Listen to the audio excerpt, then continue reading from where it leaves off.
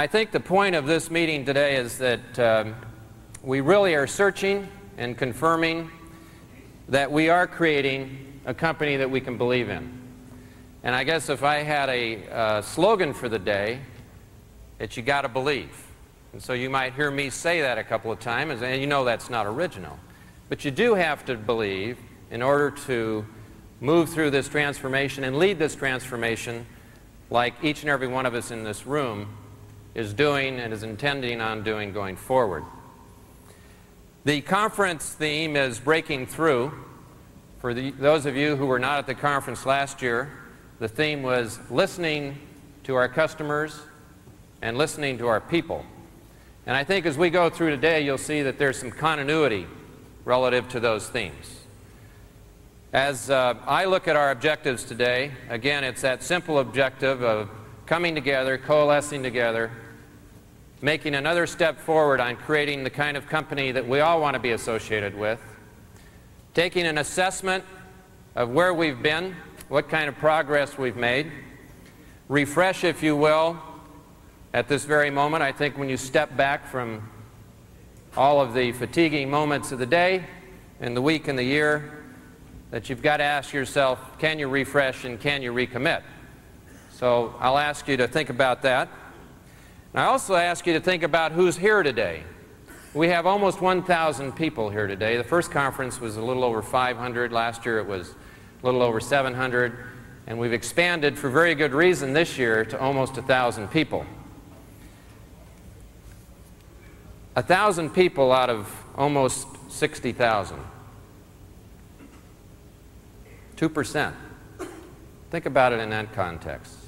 2% of our leadership here to influence 98% of our people, the other leaders in the business, as well as 10 million customers. I mean, is that a responsibility? I mean, that's really a pretty phenomenal thought, that we come together, 2% of our company, to influence the change process that's taking place in an industry that's changing dramatically. People are understanding the whys, and they're doing something about it in their own business unit.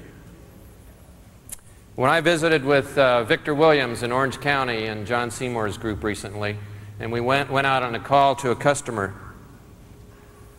it was a small lumber company. I heard from that customer what we all know. That customer wanted to do business with us. That customer said the Pacific Bell team is the team that he wants to do business with. He wasn't doing business with us. He had made some choices. He had been through Com Systems, ExpressTel, ThriftyTel, Sprint, MCI, all of them bypassing Pacific Bell through auto dialers. And as Victor laid out the new scheme and also the promise of IRD, hear that, Gary? Where are you? McBee's here. McBee is in the second row if you want to see him today, okay? I felt good about the way Victor secured the confidence of that customer when he talked about the quality of our service, the fact that our prices are and will be even more competitive, the fact that we can and will contract and we will have usage capabilities, that we'll have a more flexible framework. Victor knew what was going on. Victor was going out for a win-back, right, John? Victor was going out on a new initiative that's been established in that business unit to go for usage.